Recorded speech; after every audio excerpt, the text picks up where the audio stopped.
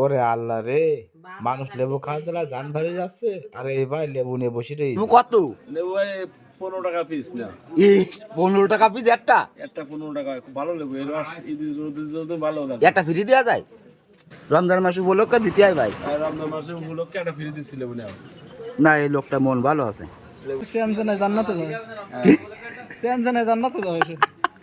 আগের বছর ভাইরাল ছিল তরমুজ, তরমুজ এরকম বড় বড়।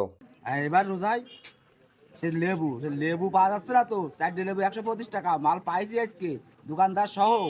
ওই যে মাল রাত দোকানদারের মন ভালো, আমার কাছে কম নেবে কইছে। এই লেবু নিতে হলে আসতে হবে উগলাডাঙ্গা বাজারে। এই 5টা 125 টাকা। কিন্তু কথা আছে কি, এই দোকানদারের দোষ নাই। যে কিনবে তার জরিমানা করতে হবে 300 টাকা। কয়েকদিন পরে না কেনে তা শুকোয় যাবে, তোর আমার ডাকি ডেকে দেবে ও। সত্যি কথা এটি। দেবে না, ডাকি দেবে না, তাহলে আগে তো কিনা যাবে না। আগে থেকে আনা না। দোকানদারও একমত পোষণ করেছে। এই লেবুই ভাইরাল। সোনা লেবু না কিন্তু সোনা সোনা